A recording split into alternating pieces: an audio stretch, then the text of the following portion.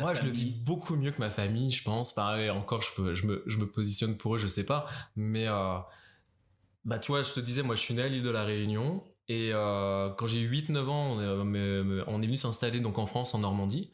Mais mon père était resté à La Réunion, il est toujours à La Réunion d'ailleurs.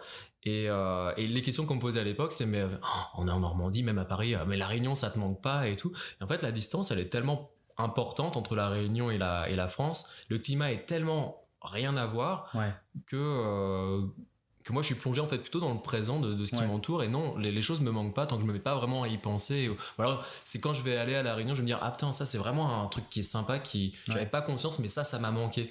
Mais sur le moment, non. Et ici c'est pareil, en plus là ça fait quoi, ça fait 7 mois que je suis à Montréal, donc je suis vraiment plus dans l'installation, dans ben, essayer de me trouver du travail, j'ai eu 2 mois pour chercher un appartement, des choses comme ça. Donc tous les petits problèmes quotidiens, ou les aventures du quotidien plutôt, les rencontres, les choses font que bah, j'ai pas tellement le temps de m'ennuyer.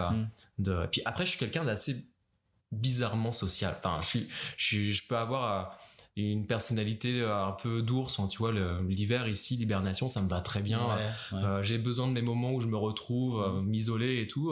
Ça fait partie de ma personnalité. Et il y a des gens qui le comprennent, il y en a qui le comprennent pas du tout. Mais le manque des gens, bah pas tant que ça en fait, pas pour moi.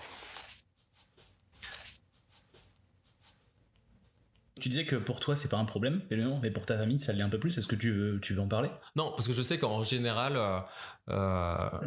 je me rends compte que quand je donne des nouvelles, les gens sont super contents d'avoir enfin des nouvelles. Donc c'est là que je prends conscience en fait que oui, j'en donne peut-être pas suffisamment. Ou, après moi je suis du genre à vouloir donner des nouvelles quand il y a un truc à dire. J'ai jamais su en fait appeler toutes les semaines mes parents ou des gens pour leur dire bah voilà mon petit, bah, il se passe ça, il se passe rien ou machin. Donc, c'est un peu faire de la petite conversation alors. Ouais, mais des fois c'est nécessaire. Enfin, je crois qu'il y a. Je suis pas très bon à ça. Moi. Bah non, moi non plus. Donc je le fais pas, mais. Je sais pas faire. Elle est très très en relation avec sa grand-mère. Il y a des gens comme ça qui ont besoin de régulièrement, tous les jours, tous les 2 jours, toutes les semaines, avoir certaines personnes de leur famille au téléphone. Des fois, c'est juste pour rien se dire, juste se dire, bonjour, tout va bien, ok, bisous. Ça peut être juste ça en fait. Un échange, moi, c'est un truc. J'ai pas ça, j'ai pas le réflexe.